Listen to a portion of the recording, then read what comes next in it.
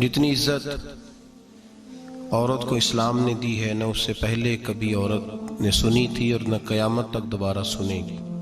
मेरे नबी करीम सल्लल्लाहु अलैहि वसल्लम की तशरीफ़ आवरी से पहले बेटी का बाप होना लोग आर का बायस समझते थे, गुनाह और जुर्म समझते थे। मेरे महबूब करीम अलैहिस्सलातु सलाम ने इरशाद फरमाया, जिसकी 4 बेटियां हों या 4 बहनें उसके जिम्मे लग जाएं, वालिद बूढ़ा बीमार हो जाए या इंतकाल कर जाए, 4 बेटियां या 4 बहनें उसके जिम्मेदारी में आ जाएं, वो उन्हें पढ़ाए, अच्छा अदब सिखाए, इज्जत के साथ रुखसत कर दे। महबूब ने फरमाया, जिस तरह मेरी ये 2 उंगलियां जुड़ी हुई हैं, इस तरह मेरे साथ जुड़ के जन्नत में दाखिल हो जाएगा। सहाबी ने अर्ज की, हुजूर अगर बेटियां 4 ना हो 3 हो? फरमाया, अल्लाह फिर भी यही दर्जा अता करेगा। एक सहाबी ने कहा, हुजूर अगर 2 हो? तो मेरे करीब ने फरमाया, भाई अगर 1 भी हो तो अल्लाह फिर भी यही शान अता फरमाए। बेटी को मेरे महबूब ने फरमाया, मैं हुक्म देता हूँ बाप को कि जब घर में तोहफा लेके आए, बेटा भी बैठा हो बेटी भी बैठी हो, तो पहले बेटी को दे। मेरा हुक्म है बाप के लिए, बेटा भी हो बेटी भी हो, जब देने लगे तो पहले बेटी को पहले दे, उसको पहले अता करे, उसके साथ प्यार ज्यादा करे, बेटी को इज्जत दी। मेरे हबीब करीम अलैहिस्सलातु वस्सलाम ने इरशाद फरमाया, जब किसी के घर बेटी पैदा होती है तो बाप के ज़हन में थोड़ा ख्याल आता है कि अल्लाह जाने क्या बनेगा।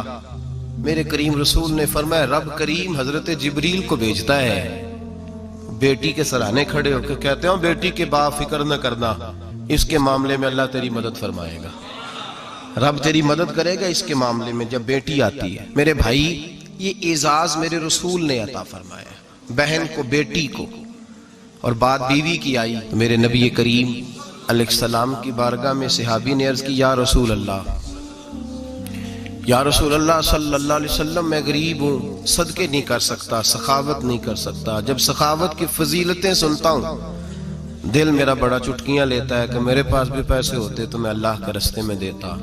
हुजूर ने फरमाया, तू हलाल की रोजी कमा के अपनी बीवी के मुंह में लुकमा दे, अल्लाह तुझे सखावत करने का दर्जा अता फरमाएगा, अल्लाह तुझे बड़ी बड़ी सखावत के दर्जे अल्लाह तुझे देगा। तो उसकी और क्या लफ्ज है हदीस पाक में, खैरुकुम ले अहलिही व अना खैरुकुम ले अहली।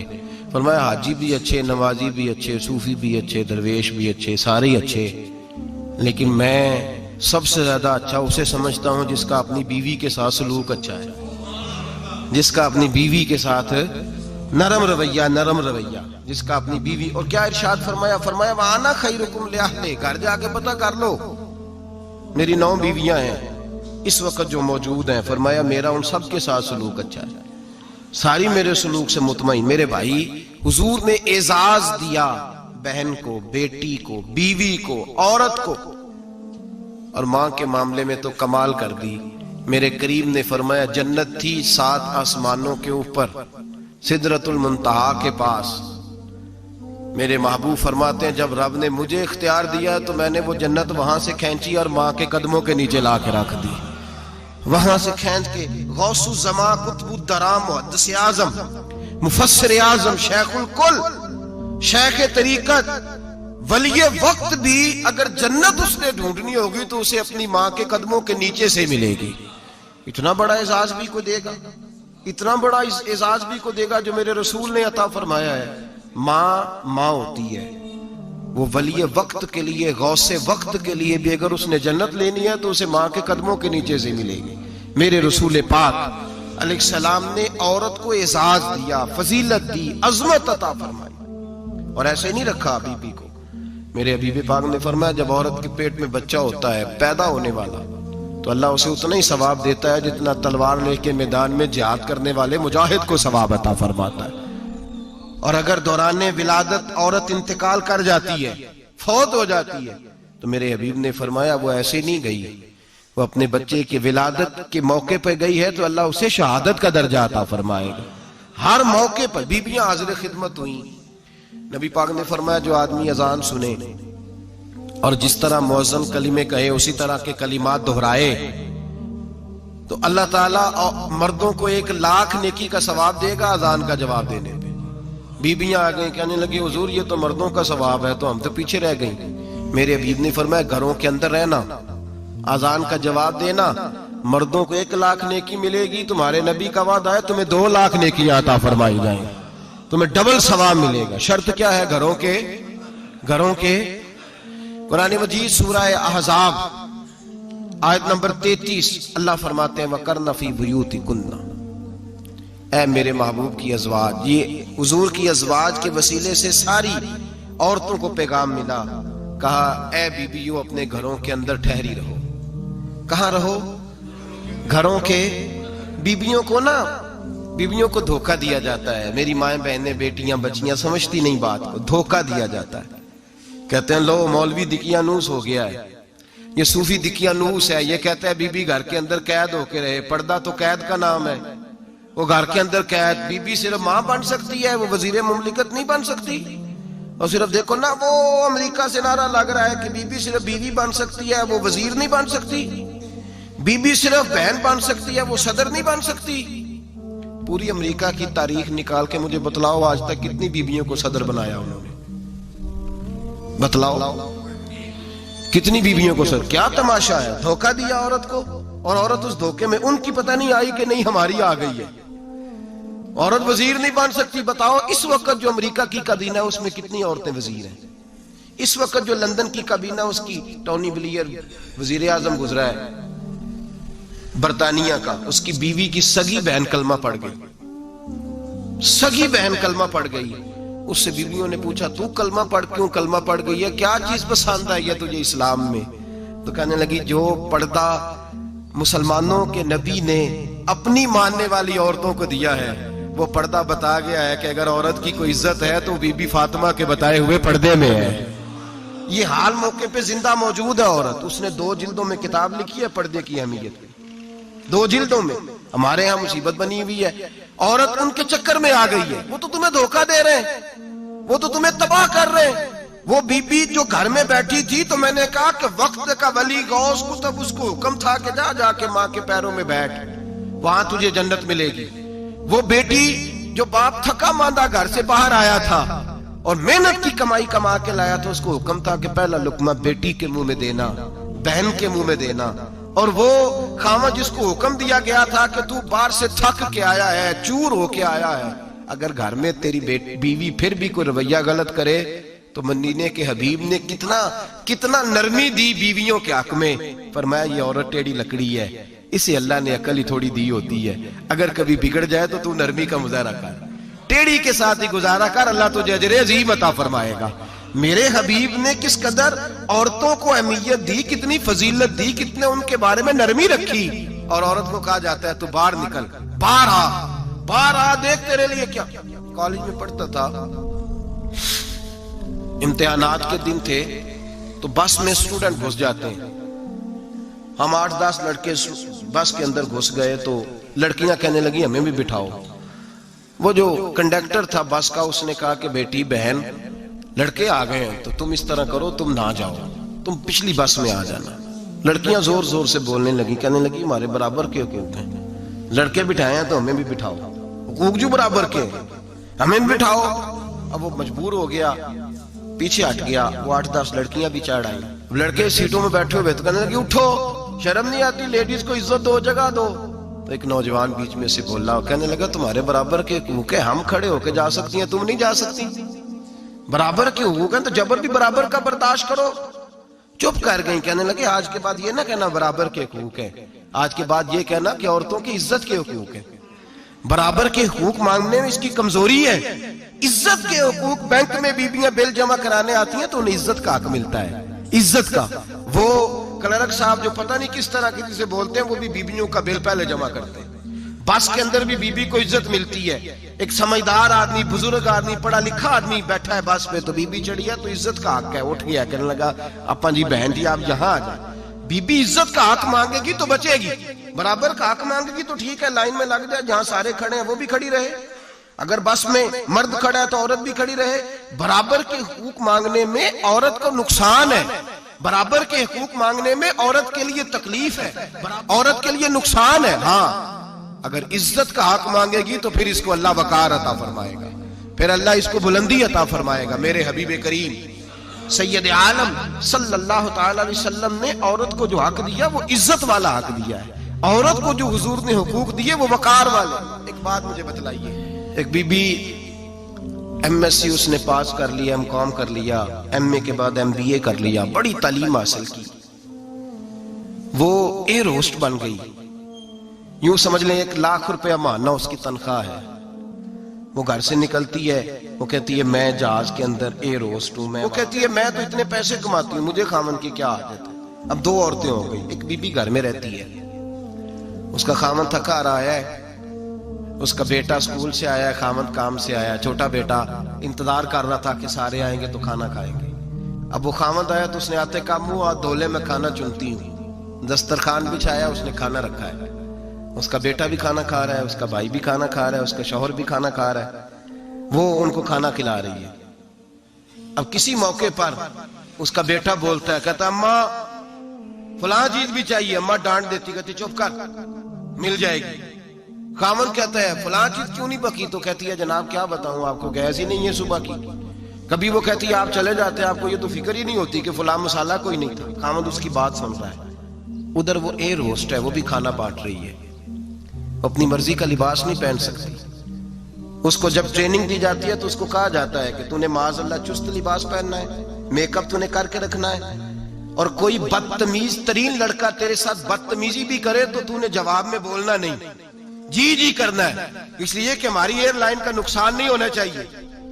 अब लड़के उसको बुला रहे, फप्तियां कस रहे हैं, वो कहती है मैं बड़ी सियानी हूं, लाख रुपया कमाती हूं, मुझे क्या जरूरत है। ईमानदारी से दिल पे हाथ रख के बताना, वो बीबी जो घर में खाना तकसीम करती है उसकी इज्जत ज्यादा है, या जो जहाज के अंदर खाना तकसीम कर रही है उसकी इज्जत ज्यादा है। ये अपने दिल से बीबी कह रही है मैं लाख कमाती हूँ, ये तो खामद मुझे 10 रुपए देते हुए 100 दफा बातें करता है। तुझे पैसे तो तेरी जेब में उस तरह नहीं आ रहे, लेकिन जो इज्जत तुझे घर में नसीब हो रही है, जो इज्जत तुझे घर में नसीब हो रही है। किसी बुजुर्ग से किसी ने कहा था कि जनाब दुनिया में रोटी खाने का मजा कब आता है? तो उन्होंने कहा रोटी खाने का मजा तब ही आता है जब अम्मा तंदूर पे रोटियां लगा रही होती है। अम्मा तंदूर पे रोटियां लगा रही होती है और बड़े बड़े बादशाह भिखारी बन के खड़े होते हैं, अम्मा एक गरम गरम रोटी देना। वो लुत्फ है, वो जायका है। मेरे भाई, औरत जब तक घर की 4 दीवारी के अंदर रहती है वो महफूज रहती है, वो बावकार रहती है। और जब वो कहती है नहीं नहीं मैं बराबर निकलूंगी, मैं कमाऊंगी, आप देख ले ट्रेनिंग दी जाती है औरतों को होटलों के अंदर, पाकिस्तान में, पंजाब में, हमारे देहाती माहौल में। अब होटलों के ऊपर वेटर का काम औरतें करने लगी हैं। औरतें बैठती हैं, काम करती हैं, उनको हुक्म होता है, सुबह ट्रेनिंग होती है कि कोई आदमी जितनी भी बदतमीजी करे तुमने बोलना नहीं। ओ खुदा के बंदो, ओ मेरी माओ बहनों बेटियों, ये तुम्हारी इज्जत नहीं, ये तुम्हें रुसवा किया जा रहा है, ये तुम्हें जलील किया जा रहा है। साबन का इश्तिहार है और तस्वीर बीबी की, शैम्पू का इश्तिहार है, तस्वीर बीबी की, सीमेंट बेचा जा रहा है और तस्वीर बीबी की। तौहीन होती है तुम्हारी सुबह शाम, और तुम इसे अपनी इज्जत समझती हो, तुम इसे अपना वकार समझती हो। इज्जत क्या है? आमिना के लाल, हजरत आयशा के सरदार, सैयदा फातिमा ज़हरा के बाबा, मेरे हबीबे करीम सैयद आलम सल्लल्लाहु अलैहि वसल्लम से हजरत फातिमा ने कहा, या रसूल अल्लाह, जो बीबी अल्लाह के करीब होना चाहे, जो रब का कुर्ब पाना चाहे, जो अल्लाह की वलिया बनना चाहे, मुझे कोई नुस्खा बता दे, मैं औरतों को बताऊं। तो मेरे हबीब ने फरमाया जो बीबी जितना घर के अंदर रहेगी, जितना घर के अंदर रहेगी, जितना घर के अंदर रहेगी, उतना ही वो अपने रब के करीब होती जाएगी, उतना ही अल्लाह का कुर्ब पाती जाएगी, उतना ही रब करीम की वलिया होती जाएगी, उतना ही अल्लाह तबारक व तआला उसे अपनी कुर्ब की मनाजिल तय फरमाएंगे। जितनी वो घर के अंदर रहेगी उतनी अल्लाह के करीब रहेगी, और जितनी सज धज के बाहर निकलेगी, जितनी सवरेगी, उतनी वो अल्लाह से दूर होती जाएगी। जितने कदम उसके घर से दूर निकलेंगे उतने ही कदम उसके अल्लाह के कुर्ब से दूर होते जाएंगे, उतने ही कदम। माएं, तुम्हारी दुआएं कबूल होंगी, मेरी माओ तब कबूल होंगी जब तुम घर में रहोगी। बेटियों, रब करीम का कुर्ब उस वक्त नसीब होगा जब तुम घर के अंदर रहोगी। तुम भाई के लिए मांगोगी तो अल्लाह तुम्हें देगा, बेटे के लिए मांगोगी तो अल्लाह तुम्हें देगा, शोहर के लिए मांगोगी तो अल्लाह तुम्हें देगा। अगर चाहती हो कारोबार बढ़े, अगर चाहती हो रिस्क में बरकत हो, अगर चाहती हो तुम्हारे घरों में अमन हो, सुकून हो, जो तुम मांगो अर्श का मालिक तुम्हें अता करे, तो फिर मेरे रसूल ने नुस्खा बतलाया है, फिर मेरे करीम ने बतलाया है, घरों में बैठी रहना, जितनी घरों के अंदर रहोगी उतना ही अल्लाह ज्यादा दर्जा अता फरमाएगा, तुम्हारी दुआएं कबूल करेगा, तुम्हारी इल्तिजाएं अल्लाह मानेगा। मेरे भाइयों, मेरे अजीजों, औरत के साथ जो जुल्म इस मुआशरे में हो रहा है, बेपर्दगी का तूफान है, तूफान है बेपर्दगी का। एक बुजुर्ग थे दरवेश से, सादे से, वो आई साहब के पास अक्सर आया करते थे, तो थे बड़े सादे और थे बड़े नेक, पढ़े हुए नहीं थे, जाग रहे हैं आप हजरात, नेक बड़े थे। तो एक दिन ना पर्दे पे बहस हो रही थी, बैठे थे कुछ लोग, तो बात कर रहे थे, कह रहे थे कि जनाब औरत को निकाब पहनना चाहिए, बुर्का ओढ़ना चाहिए, कुछ कह रहे थे टोपी वाला बुर्का अच्छा है, कुछ कह रहे थे फलां ज्यादा अच्छा है, बातें हो रही थी, कोई आयत पढ़ रहा था, कोई हदीस पढ़ रहा था, उलमा बाबा जी सादे से बीच में बैठे थे। मैंने उनकी तरफ तवज्जो की, मैंने कहा बुजुर्गो आप भी तो कोई जवाब देना। कहने लगे मौलवी साहब मुझे हदीसें नहीं आती, कहने लगे मुझे आयतें और हदीसें मुझे नहीं आती, आयतें और हदीसें, पर पर्दा बड़ा जरूरी है, ये मेरी अकल में बात आ गई है। तो मैंने कहा वो किस तरह? कहने लगा ये तो छोटे से बच्चे की भी अकल में आ जाती है। मैंने कहा साहब हमें भी समझा दें, चले हमें को बात मिल जाए, आप चले, अगर आपने इल्म नहीं पढ़ा तो उम्र तो आपकी ज्यादा है ना, आपने बुजुर्गों से बातें सुनी है। तो कहने लगे बेटा मेरा छोटा सा पोता है, वो बाजार से टाफी खरीद के लाता है, अगर टाफी के ऊपर से कागज उतार देता है ना तो टाफी में मक्खियां बैठनी शुरू हो जाती हैं, टाफी में मक्खियां बैठ जाती हैं, जब तक उसके ऊपर वो लिफाफा रहता है, कागज रहता है, उस पे मक्खियां, अल्लाह करे आपको समझ आए, अल्लाह करे आपको समझ आए, अल्लाह करे उस दरवेश की बोली टकरा जाए। कहने लगे जब तक तो उसके ऊपर कागज रहा तब तक उस पे मक्खियां, और जब उसके ऊपर से कागज उतर गया तो मक्खियां बैठ गई। कहने लगे 4 साल का मेरा पोता, मैंने मिन्नत कर दी कि खा लो। कहने लगा मैं नहीं खाता, इस पे मक्खियां बैठ गई है, मैं नहीं खाता, गंदी हो गई है, मैंने ये टाफी नहीं खानी। कहने लगे मैं बूढ़ा आदमी दोबारा दुकान पे गया, जद्दोजहद करके नई टाफी लाया, बेटे को कहा खा लो, अब उसने खाई। कहने लगे मुझे समझ में आ गई, जो बीबी पर्दा करेगी उस पे मक्खियां नहीं बैठेंगी, जो औरत पर्दा करेगी उस पे मक्खियां, और अगर उस पे मक्खियां बैठ गई तो फिर वो किसी के लिए काबिल कबूल है। और अगर पर्दे में छुपी रही, अगर पर्दे में छुपी रही, और भाई कीमती चीजों को गुलाब चढ़ते हैं, किसी ने कभी केमिस्ट्री गुलाब पे नहीं छुपाई, फिजिक्स नहीं छुपाई, कभी किसी शायर अदीब ने अपना लिखा हुआ शायरी का कलाम नहीं छुपाया। गुलाब जब भी चढ़ता है कुरान पाक पे चढ़ता है। मेरे भाई करोड़ों और अरबों और खरबों का मकान बना के लोग उसको गुलाब नहीं चढ़ाते, गुलाब जब भी चढ़ता है बैतुल्लाह को चढ़ता है।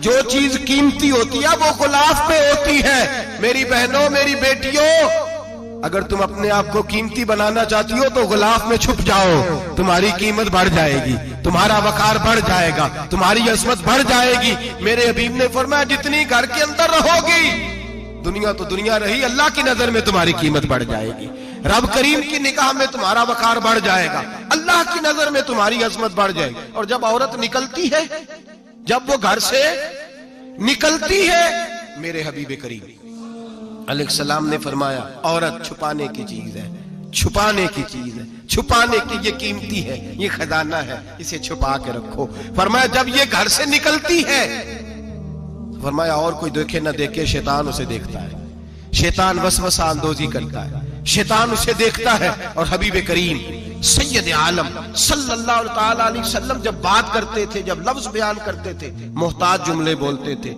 बड़ा कम, रहमतल लिल आलमीन नबी की जुबान से बड़ा कम सख्त जुमले निकलते थे। मेरे हबीब ने लफ्ज अदा किए, सख्त जुमले। मेरे करीम ने फरमाया जो औरत, ये जो माए बहनें सुन रही हैं, खुदारा आगे पहुंचाएं, आप भी घर में जाएं तो ये वाला बाज अपने घर में पहुंचाएं, सुनाएं, खुदारा सुनाएं, खुदारा।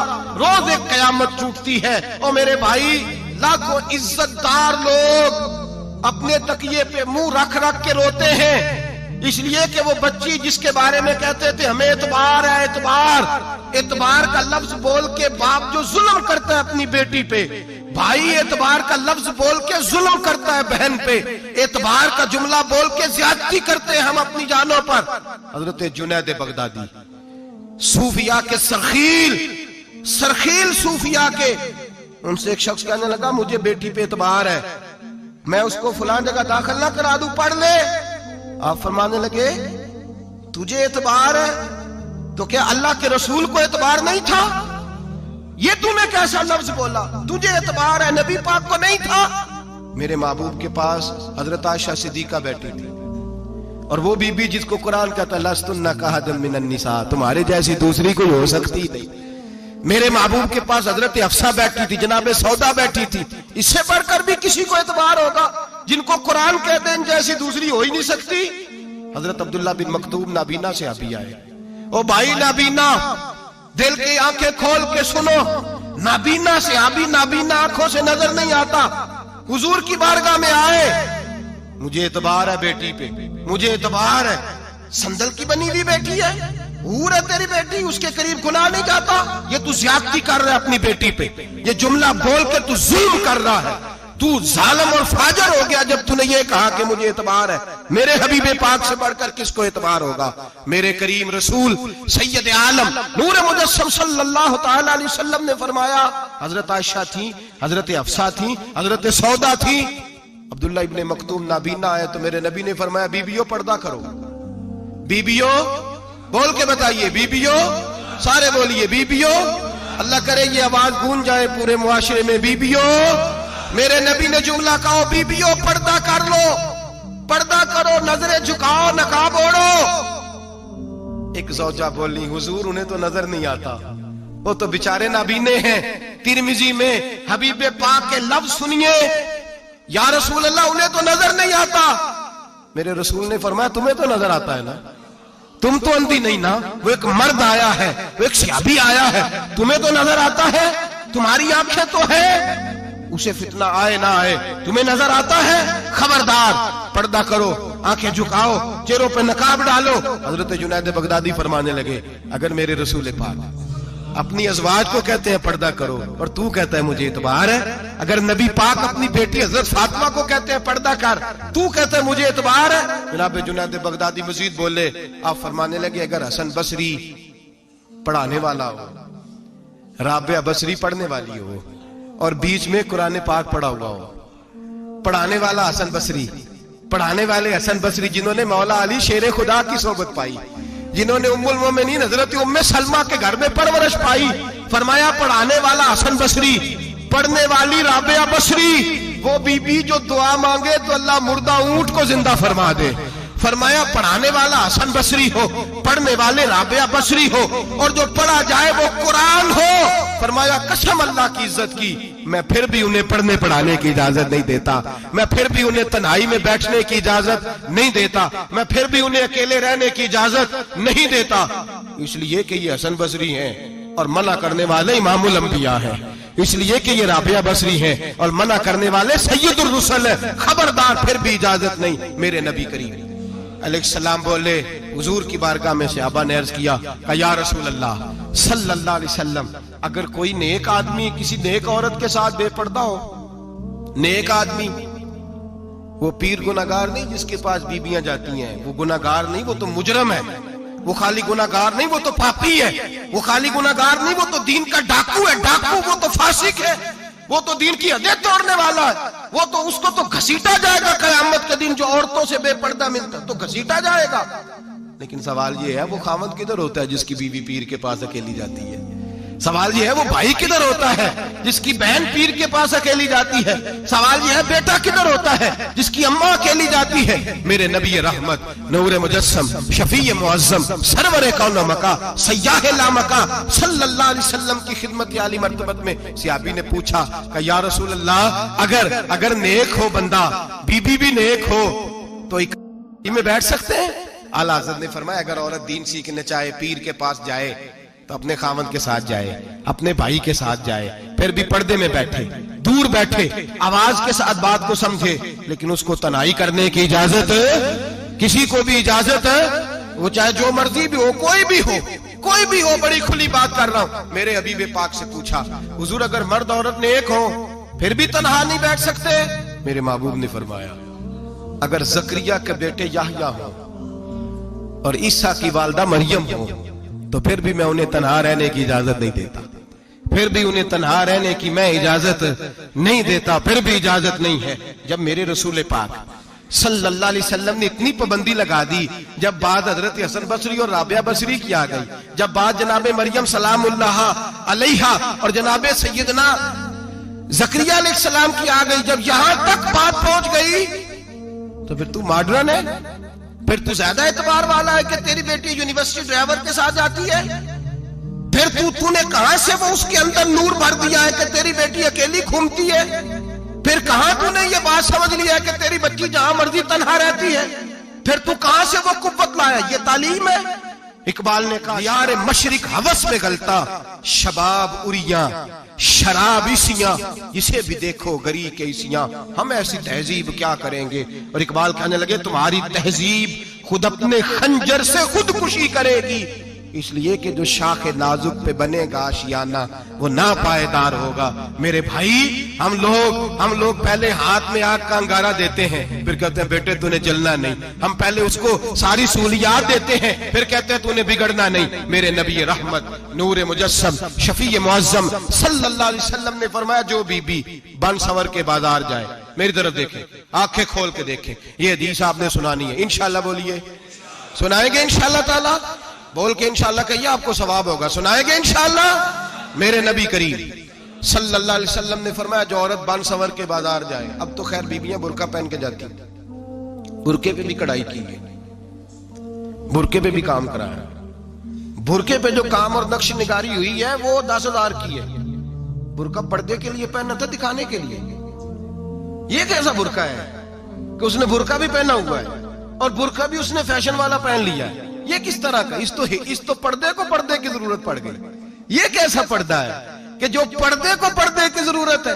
बुरका तो इसलिए होता है कि मुझे देखे कोई ना, और इसने तो पहना ही इसलिए कि जरा लोग देखें तो सही, मैंने कितना कीमती पहना है। इस हिजाब को हिजाब की जरूरत पड़ गई। मेरे हबीब पाक अलैहिस्सलाम ने फरमाया बिला जरूरत, औरत को इजाजत है बीमार हो तो डॉक्टर के पास जाए, औरत को इजाजत है जरूरत पड़ जाए घर में सौदा सलफ ना आता हो तो लेने चली जाए, औरत को इजाजत है अगर गवाही की जरूरत पड़ जाए तो पर्दा करके काजी अदालत के पास गवाही देने जाए, औरत को इजाजत है हज पे जाए, औरत को इजाजत है उम्रे पे जाए, औरत को इजाजत है कि अगर किसी वक्त जिहाद के लिए औरतों की जरूरत पड़ गई तो हजरत फातिमा और जनाब आयशा की सुन्नत अदा करे, जिहाद को जाए।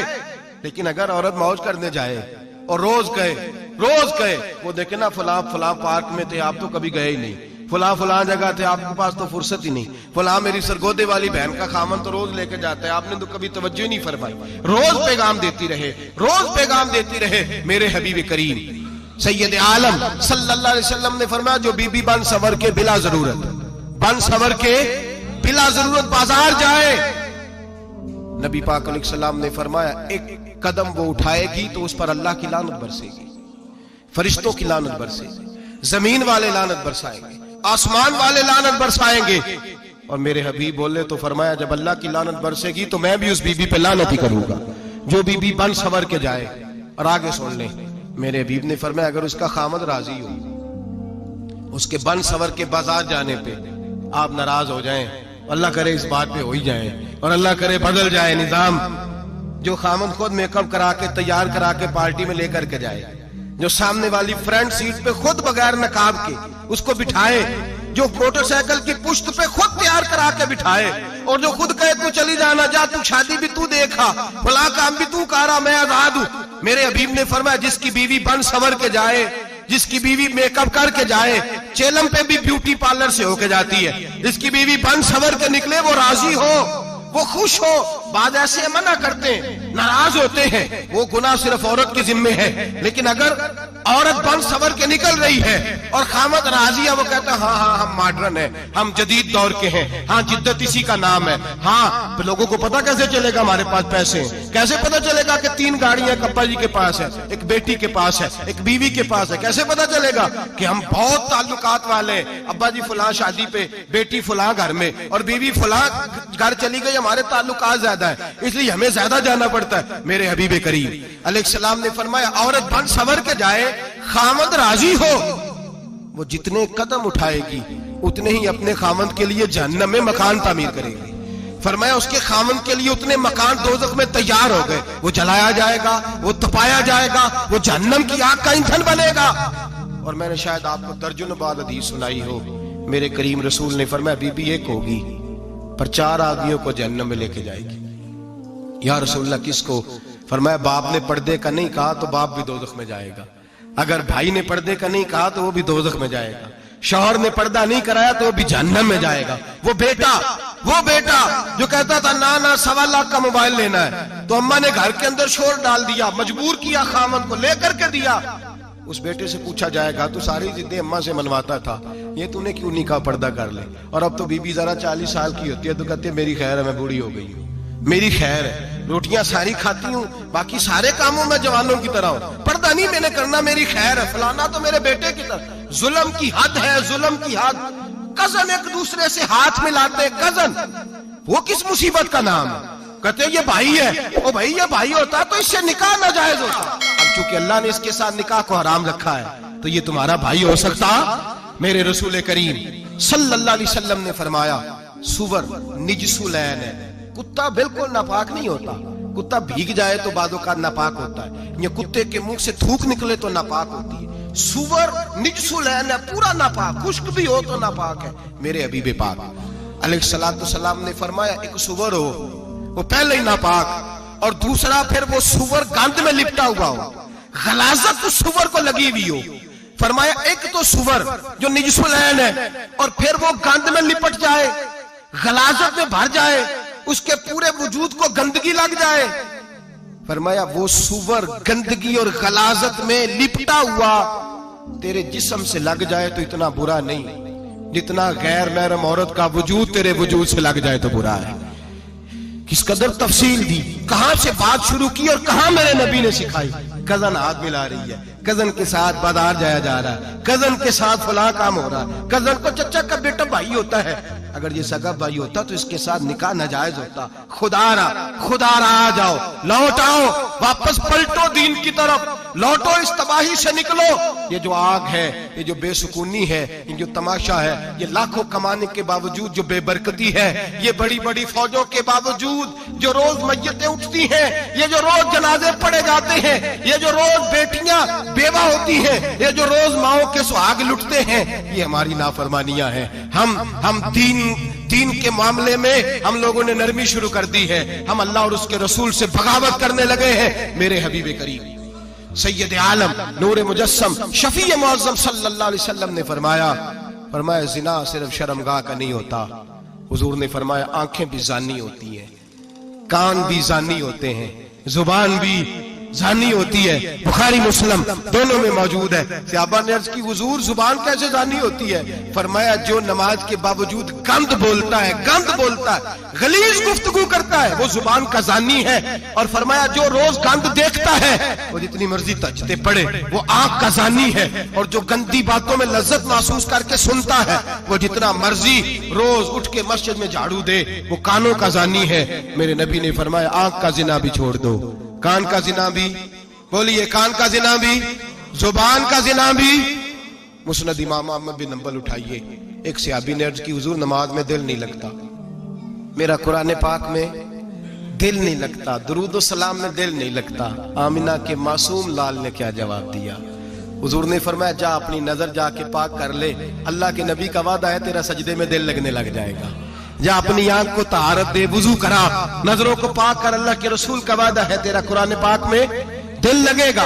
जाके अपनी नजर को पाक कर, वादा है तेरी जुबान पे दुरूद सलाम जारी हो जाएगा, अल्लाह का जिक्र जारी हो जाएगा। मेरे भाइयों, औरत का पर्दा, औरत का हिजाब दीन में उसी तरह फर्ज है जिस तरह नमाज फर्ज, जिस तरह रोजा फर्ज है, जिस तरह ज़कात फर्ज है, उसी तरह औरत का पर्दा भी फर्ज है। अगर किसी घर में औरत पर्दा नहीं करती, उस घर के मकीन सारे अल्लाह के हुजूर जवाब दे हैं। मेरे हबीब करीम अलैहिस्सलाम ने जिस औरत को पसंद किया, जिस औरत की तारीफ की, जिस औरत की बाबत मेरे नबी ने इरशाद फरमाया, और बड़े खूबसूरत लफ्ज हैं, साहिब अहकामुल कुरान ने लिखे हैं। मेरे हबीब पाक ने सहाबा की महफिल सजाई, मजमा खचाखच मस्जिद भर गई। हुजूर ने फरमाया बोल के बताओ खैरुन निसा कौन सी है, औरतों में सबसे अच्छी बीबी कौन सी है, बोल करके बताओ। हजरत सिद्दीक अकबर से लेकर मौला अली तक, हजरत अली से लेकर जनाब बिलाल तक, हजरत सलमान फारसी से लेकर अब्दुल्ला मुजनी तक भरा पड़ा है मजमा। हुजूर ने फरमाया बोलो सबसे अच्छी औरत, सबसे अच्छी औरत कौन होती है? एक सहाबी कहने लगे हुजूर जिसकी नमाज कज़ा न हुई हो। पर मैं वो भी अच्छी है, पर तुम मेरी मुराद को नहीं पहुंचे। एक ने कहा हुजूर जो खामद की ताबेदार हो, फरमाया वो भी अच्छी है, पर तुम मेरी मुराद को नहीं पहुंचे। एक सहाबी ने कहा या रसूल अल्लाह जो पाक दामन हो, हुजूर ने फरमाया तुम मेरी मुराद को। हजरत अली फरमाते हैं जब सबके जवाब गलत हो गए तो मैं, कद मेरा छोटा था, मैं पीछे बैठा था, मैं गर्दन झुका के पीछे से निकल गया। सैयदा तैयबा ताहिरा हजरत फातिमा ज़हरा रदी अल्लाह ताला फरमाते बीबी साहब के पास पहुंचा। मैंने कहा फातिमा हुजूर ने सवाल किया है। तो हजरत फातिमा भी गोया मुस्कुरा के कहने लगी इल्म के शहर के दरवाजे तो आप ही हैं, तो आप यहाँ आ गए। कहा हुजूर ने सवाल किया है और मुझसे लेकर अबू बकर, उमर, उस्मान गनी तमाम को किसी को जवाब नहीं आया। हुजूर ने पूछा बेहतरीन औरत कौन होती है? बेहतरीन खैरुन निसा, बेहतरीन बीबी कौन होती है? तो हजरत सैयदा फातिमा कहने लगी अली बड़ी सादी सी बात थी, सादी सी बात थी, समझ नहीं आई।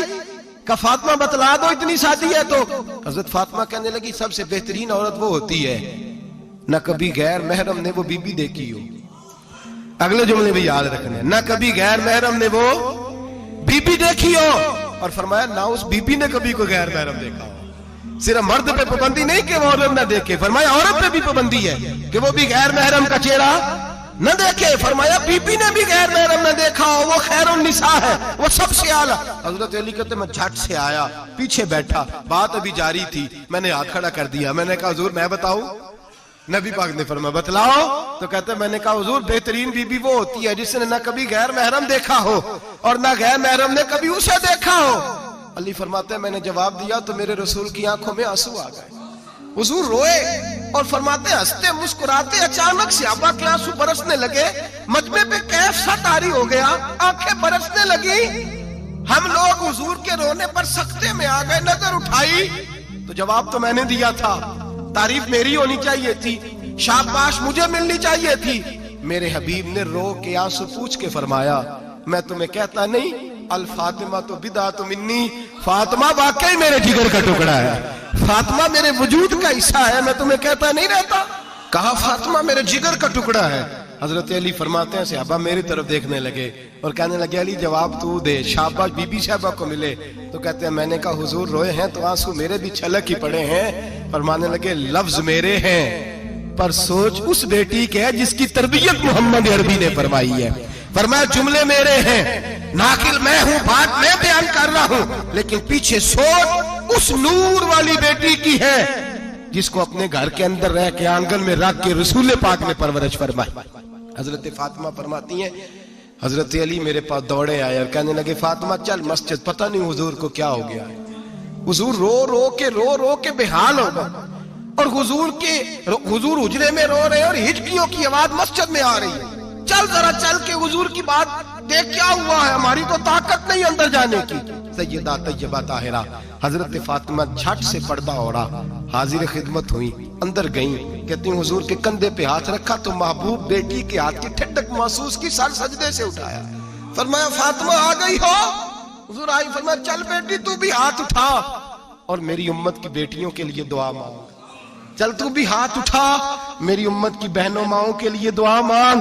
महबूबा क्या हुआ? मेरे हबीब ने फरमाया रात मुझे दिखाया गया है दोज़ख में कुछ बीबियां हैं, उनके बाल फरिश्तों ने बांधे हुए हैं और उन्हें गुर्ज मार रहे हैं। वो चीखती चिल्लाती हैं और मदद के लिए पुकारती हैं, वो बड़ी तकलीफ में हैं। तो बीबी साहब अर्ज करती हैं या रसूल अल्लाह उनकी गलती क्या है? तो मेरे नबी ने फरमाया वो बारीक दुपट्टा ओढ़ती थी, वो बारीक दुपट्टा ओढ़ती थी, उनके बाल चमकते थे, गैर महरमों की नजर पड़ती थी, उन्हें दोज़ख में सजा मिलेगी, वो चिल्लाएंगी चीखेंगी, उनकी मदद को कोई नहीं पहुंचेगा। चल तू हाथ उठा दुआ मांग। हजरत फातिमा उम्मत को पैगाम देती हैं पर्दा ओढ़ लो, हिजाब में आ जाओ, अपने आप को रसूलुल्लाह की बारगाह में झुका दो। मेरे भाई आज दिन ब दिन जैसे जैसे लोग कहते हैं डिग्रियां बढ़ गई, लेकिन उसके साथ साथ बीबियों का हिजाब उतर गया, सड़कें भी भर गईं। मेरे भाई हर महकमे में औरतें बैठ गईं, हर जगह बीबियां आ गईं, बैंक में औरतें आ गईं, प्लाजो में औरतें आ गई, दफातर में औरतें आ गई, जगह जगह गुनाह के ये अड्डे कायम हो गए। हबीब करीम सैयद आलम नूर मुजस्सम शफी मुअज़्ज़म सल्लल्लाहु तआला अलैहि वसल्लम ने फरमाया, जब बीबी घर से निकलती है शैतान उसे ताड़ता है, वसवसा अंदोजी करता है। औरत नाजुक होती है, अकल की आदी होती है, उसको लोग वसवसे में डाल लेते हैं। पाकिस्तान का तजदिया निगार कहता है अगर 100% पसंद की शादियां होती हैं उनमें 40% लड़के अपने घर वालों को मजबूर करते हैं, 60% लड़कियां मजबूर करती हैं। 60% उनके अंदर ऐसी शैतानियत भरी जाती है, कमजोर अकल होती है, उसे ऐसे बागात दिखाए जाते हैं, उलझ जाती है। और जिस तेजी से ये जाली निकाह होते हैं उस तेजी से तलाक होती है। वो बेटी जो काली चुंगल में फंस के जिद्दत के चुंगल में अपनी मर्जी करते हुए मैदान में निकली थी, सारी जिंदगी का धब्बा लगा के घर बैठ गई। लड़का तलाक दे के भी पाक का पाक ही रहता है, और बेटी की मंगनी भी टूट जाए तो लोग कहते हैं कोई ना कोई बात तो होगी। ऐसे थोड़ी हो जाता है। बेटियों, तुम्हें रुसवा किया जा रहा है। बहनों, तुम्हारी इज्जत से खिलवाड़ हो रहा है। तुम्हें बाजार की जीनत बना के तुम्हारे असल मकाम से तुम्हें गिराया जा रहा है। तुम समझ रहे हो हम जदीद हो गई, लेकिन तुम्हारा नुकसान हो रहा है, तुम्हें रुसवा किया जा रहा है। आओ दरे रिसालत माप पे, आओ मेरे नबी पाक के दरवाजे पे। मेरे हबीब ने फरमाया जिस बीबी में 4 खूबियां हो, कितनी हो जी? ये आपने दुआ करनी, अल्लाह करे मेरी बेटी में 4 खूबियां आ जाए, अल्लाह करे मेरी बहन में 4 खूबियां आ जाए, अल्लाह करे हमारी घर की मस्तूरात में, ऊंचा आमीन कहिए, सब में 4 खूबियां, अल्लाह करे भर जाए 4 खूबियां। मेरे हबीब ने फरमाया जो बीबी जरूरियात दीन का इल्म जानती हो, दूसरी खूबी उस बीबी के अंदर ये हो कि वो बीबी अपने खामन को राजी करने वाली हो। तीसरा फरमाया उस बीबी में खूबी ये हो कि अल्लाह के मुहर्रमात का ख्याल रखती हो, हराम में ना पड़ती हो। चौथा फरमाया पर्दे की पाबंद हो। फरमाया जैसे ही वो मरती है अर्श का मालिक उससे हिसाब ही नहीं लेता, उसे बगैर हिसाब किताब ही जन्नत अता फरमा देता है। जो पर्दे की पाबंद हो, खामद राजी हो, मुहर्रमात से बचती हो, फरमाया वो बीबी अल्लाह तबारक व तआला उससे कोई हिसाब किताब बगैर हिसाब के अल्लाह उसको जन्नत में दाखिल कर देंगे। रब हिसाब नहीं पूछेगा। अल्लाह करे मेरी बेटी भी बगैर हिसाब जन्नत जाए, माए बहन बीवियां बगैर हिसाब जन्नत में जाए। अल्लाह करे हम सब के घरों में जितनी औरतें हैं उनसे कोई हिसाब ना लिया जाए, बगैर हिसाब भी जन्नत में जाए। फिर उन्हें पर्दे का पाबंद करो, फिर उन्हें शौहर की ताजीम सिखाओ, फिर उन्हें हराम से बचना सिखाओ, फिर उन्हें रसूलुल्लाह सल्लल्लाहु अलैहि वसल्लम की बेटी का उसवा नूर सिखाओ, फिर उन्हें हजरत आयशा की सीरत पढ़ाओ, फिर हजरत खदीजतुल कुबरा का तरीका बतलाओ, फिर उन्हें रसूलुल्लाह की कनीज़ाएं बनाओ। अल्लाह करे हम यहाँ से जुमा पढ़ के जाएं तो हमारे हाथ में एक बुरका भी हो, हमारे हाथ के अंदर जो है वो एक बड़ी चादर भी हो। अम्मा को कहे अम्मा ये चादर रख, इससे नकाब ओढ़ के निकलना। अल्लाह करे चौधरी साहब सरपंच साहब की पंचायत में कोई ऐसा मुकदमा भी आए जो आके कहे मैं बीवी नहीं रख सकता, ये पर्दा नहीं करती,